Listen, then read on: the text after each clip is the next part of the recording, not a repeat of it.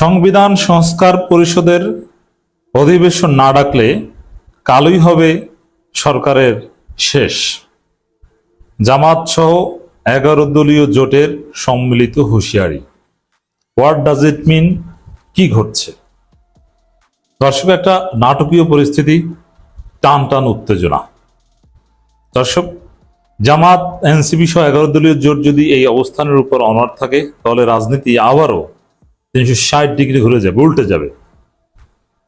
BNP কি জামাতের এই হুঁশিয়ারিতে তাদের টনক নড়বে, না বিএনপি বিএনপির মতোই হাঁটবে? কি ঘটতে যাচ্ছে দর্শক? তুমুল উত্তেজনা। আমরা ওভারঅল দেখছি যে জাতীয় সংসদের প্রথম দিন ভালোই চলছিল, জামাতও খুশি, বিএনপিও খুশি, এবং বিএনপি জামাত একটা আন্ডারস্ট্যান্ডিং এর ভিত্তিতেই চলছে। এর মধ্যে হঠাৎ করে বিএনপি সরকারের দিন শেষ। এর মানে কি? আসলে কি দিন শেষ? না, কিছুতেই বিএনপি সরকার দিন শেষ না।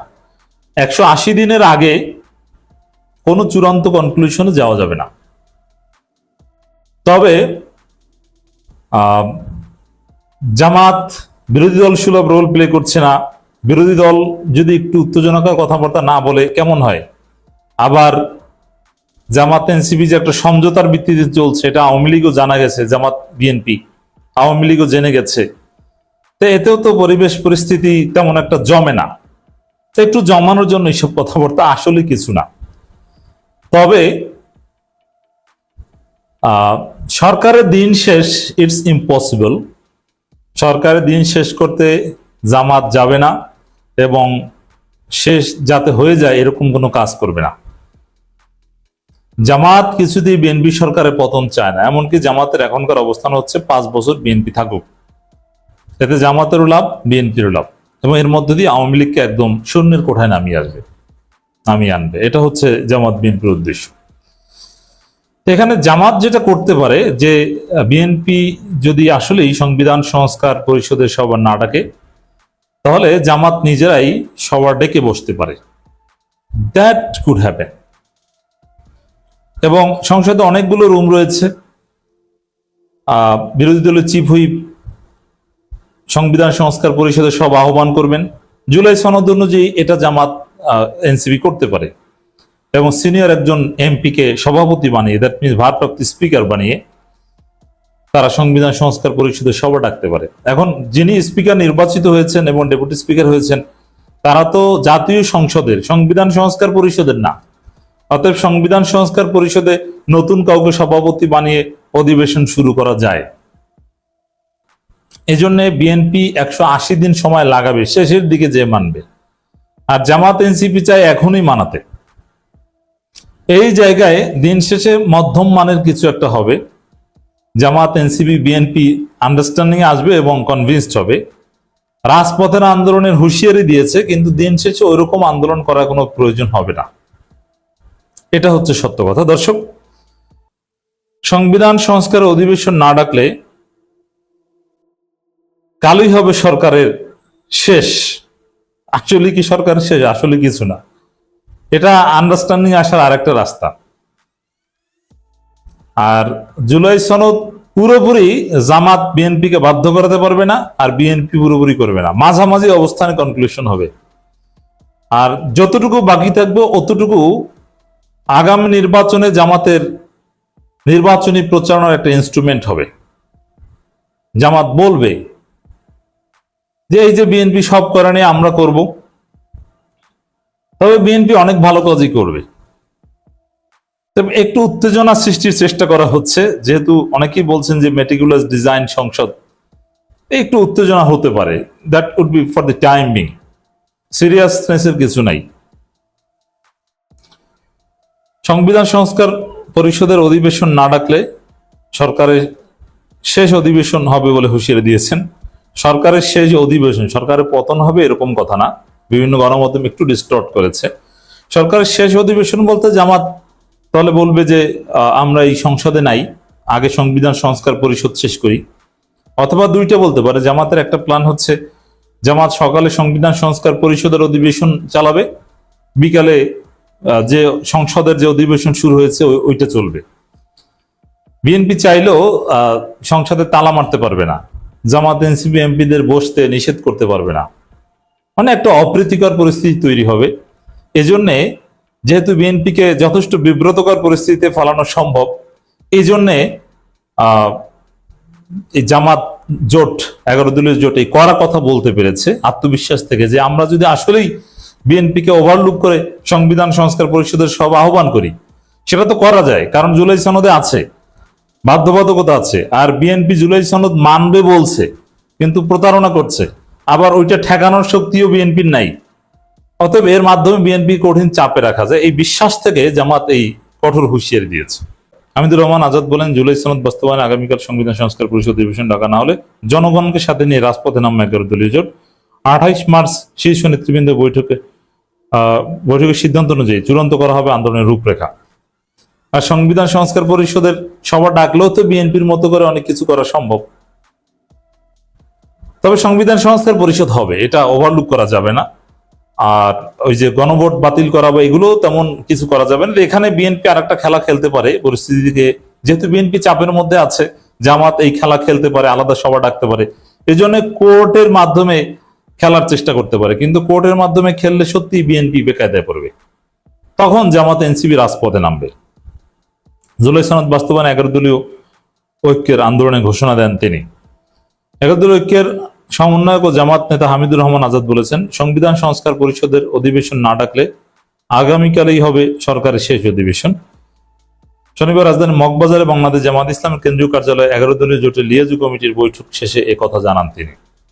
শেষ অধিবেশন মানে জামাত আলাদা অধিবেশন ডাকবে, এর ব্যাখ্যা হচ্ছে এটা। এখানে আন্দোলনের প্রস্তুতি আছে এই কারণে যে জামাত যেভাবে পয়েন্ট অফ নো রিটার্নে গিয়েছে বিএনপিকে চাপে রাখতে, তো এই জায়গায় বিএনপি কোর্টের মাধ্যমে অলরেডি একটা ডিক্রি বের করেছে, আরো করতে পারে। তা এই জন্য আন্দোলনের বিকল্প নেই। কোর্টের সামনে, মানে আন্দোলনের সামনে কোনো কোর্ট টোট চলবে না, কোর্টের কোনো রায়, তাহলে এটা হাসিনার স্টাইল হয়ে যাবে। এবং এই বিষয়ে এইসব জুলাই সনদ টনদ নিয়ে কোর্টে যাওয়া যাবে না, এই বিষয়ে বিএনপির কমিটমেন্ট আছে। তো বিএনপি যদি প্রতারণা করে, তাহলে জামাত এনসিপি খুব সহজে আন্দোলন জমাতে পারবে, সম্ভাবনা আছে। এখন বিএনপি ওই ঝুঁকি পর্যন্ত যাবে না, হয়তো সর্বদলীয় মিটিং ডেকে একটা ঐক্যমতে আসার সম্ভাবনা আছে। হামিদুর রহমান আজাদ আরো বলেন, জুলাই সনদ আংশিকভাবে নয়, সম্পূর্ণ বাস্তবায়ন দাবি আমাদের 11 দলীয় ঐক্যের। ইতিহাসের সেরা নির্বাচনে জানমালের ক্ষয়ক্ষতি না হলেও জনআকাঙ্ক্ষা পূর্ণ হয়, নির্বাচনের পর উপদেষ্টারা হাটে হাড়ি ভেঙেছেন। এগুলো পলিটিক্যাল রেটরিক, এতে তেমন কিছু হবে না। তবে জুলাই সনদ, ওই যে বিএনপির নোট অফ ডিসেন্টের জায়গাগুলোতে বিএনপি ছাড় দিবে না, হয়তোবা 80% 90% পূরণ হবে, জুলাই সনদ বাস্তবায়ন হবে, বাকিটা বাস্তবায়ন হবে না। তা রাজনীতিতে এখন যেটা দেখছেন, এটা একটা উত্তেজনা, তবে আলোচনার ভিত্তিতে এর সমাধান হবে। তারেক জিয়ার বিরুদ্ধে চারদিকে ষড়যন্ত্র শুরু হয়ে গেছে, এমন ষড়যন্ত্র শুরু হয়ে গেছে, বিএনপি সরকারের পাশে দাঁড়াচ্ছে জামাত ইসলামী। হ্যাঁ, বিএনপি যে পরিস্থিতির মুখোমুখি হচ্ছে, মাননীয় প্রধানমন্ত্রী জনাব তারেক রহমান যে পরিস্থিতির শিকার হচ্ছেন, তাতে জামাত তার পাশে দাঁড়াবে এবং দাঁড়াচ্ছে। এবং যে লড়াই তারেক রহমানকে করতে হবে টিকে থাকতে হলে, জামাতকে সাথে নিয়ে সেই লড়াই করতে হবে। এবং জামাতও অনিবার্যভাবে তারেক রহমানের পাশে দাঁড়াবে, কারণ এখন পর্যন্ত তারেক রহমান, জামাত, বিএনপি, জামাত, এদের কমন ইন্টারেস্ট এক, এদের গতিপথ এক। এখন পর্যন্ত তারা আলাদা আলাদা লক্ষ্য উদ্দেশ্যে যায়নি, কমন এনিমিও এক। দেখেন, ভারতের সাথে তারেক রহমানের একটা আন্ডারস্ট্যান্ডিং হয়েছে, ইটস ট্রু। এটা ক্ষমতার আগের কথা।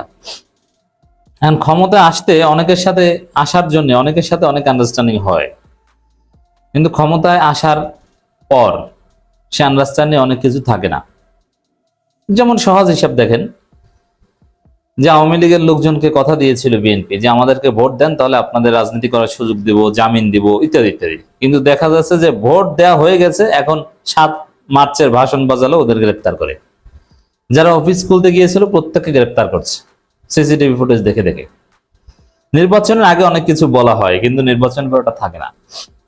তো ভারতের সাথে তারেক রহমানের যে আন্ডারস্ট্যান্ডিং হয়েছিল, that was before election, but after election, after winning, ওইটার উপর তারেক রহমান ইস্তেকামাত নাই বা থাকবেন না, ভারতের অনেক অ্যাসাইনমেন্টই তারেক রহমান বাস্তবায়ন করবেন না, কিছু কিছু হয়তো বা করবেন। এখন ব্যালেন্স করার চেষ্টা করবেন বা দর কষাকষি করার চেষ্টা করবেন।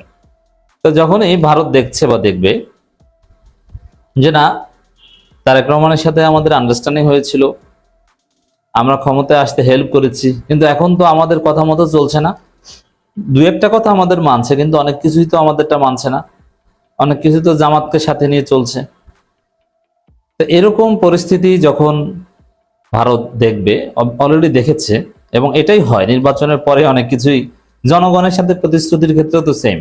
নির্বাচনের আগে বাবা সোনা হাত পা ধরে, নির্বাচনের পর আর খবর নেই। এটা আন্তর্জাতিক শক্তিগুলোর সাথে আন্ডারস্ট্যান্ডিং এর ক্ষেত্রে সেম। নির্বাচনের আগে ঠিক আছে আপনি আব্বা, নির্বাচনের পর তুমি কি। তো এটাই ঘটছে, যার ফলে ভারতের কথাই যদি বলি, ভারত তাদের যে সফট পাওয়ার আছে সেগুলো অলরেডি তারেক রহমানের বিরুদ্ধে ব্যবহার করা শুরু করেছে। আমি এটাই দেখাবো। এবং তারেক রহমান সরকার, বিএনপি সরকারের বিরুদ্ধে আপনি অচিরেই দেখবেন যে নানান গুজব ছড়ানো শুরু করবে। তাদের মাথা অলরেডি খারাপ হয়ে গেছে। যেমন এই যে জাতীয় সংসদে জামাতের শহীদ নেতাদের নামে বিনা বিতর্কে, বিনা বাধায় শোক প্রস্তাব উত্থাপিত হওয়া, যাদেরকে ভারত বা আওয়ামী লীগ শাহবাগের রাজাকার বলে, স্বাধীনতা বিরোধী যুদ্ধাপরাধী বলে, তাদেরকে বিএনপি সরকার যে সম্মান দিয়েছে, বিএনপির চিফ হুইপ যেভাবে শহীদ, আল্লামা ইত্যাদি ইত্যাদি বলেছে, এবং বীর মুক্তিযোদ্ধা মাননীয় স্পিকার যেভাবে এটাকে বিনা প্রশ্নে অ্যাপ্রিসিয়েট করে গ্রহণ করে নিয়েছে, এটা ভারতের মাথা খারাপ, ভারতপন্থীদের মাথা খারাপ, ভারতপন্থী সফট পাওয়ারের মাথা খারাপ। এবং আওয়ামী লীগের লোকজনকে 7 মার্চের ভাষণ বাজানোর অভিযোগে যেভাবে গ্রেপ্তার করছে, এমনকি 15ই আগস্ট থেকে শুরু করে আওয়ামী রিলেটেড সব দিবস যেভাবে ইউনূসের মতো তারেক রহমান বাতিল করে দিয়েছে, এতে ভারতের মাথা খারাপ। এখন ভারত ষড়যন্ত্র শুরু করে দিয়েছে। এতদিন কিন্তু চুপচাপ ছিল। এখন বাংলাদেশের সংখ্যালঘু নির্যাতন, অমুক তমুক, এরকম অনেক গুজব ছড়ানো শুরু করবে ভারত থেকে। ভারতীয় মিডিয়ায় খুশির বন্যা ছিল না বিএনপি ক্ষমতায় আসায়, যে ইউনূস চলে গেছে, বিএনপি এসেছে, এই খুশি শেষ। আপনারা দেখবেন যে এখন সেই পুরনো কাসুন্দি তারা ঘাটতে শুরু করেছে। কি রাস্তায় বাসের ধাক্কায় কেউ একজন আহত হলেও বলবে যে ওই যে সংখ্যালঘু নির্যাতন হচ্ছে, ইউনূসের আমলে এটা করতো। এমনিতে মারা যেত ক্যান্সারে, বলা যে সংখ্যালঘু নির্যাতনে মারা গেছে। এই নোংরামি ভারতীয় মিডিয়াগুলো করেছে, এখন আবার শুরু করবে। হ্যাঁ, এটার প্রস্তুতি শুরু হয়ে গেছে। এবং এখানে যে মাফিয়া মিডিয়া, তারা এগুলোর সব গোড়া কিন্তু এক, এরা তাদের চিরচারিত রোল প্লে করবে, এতে কোনো সন্দেহ নেই।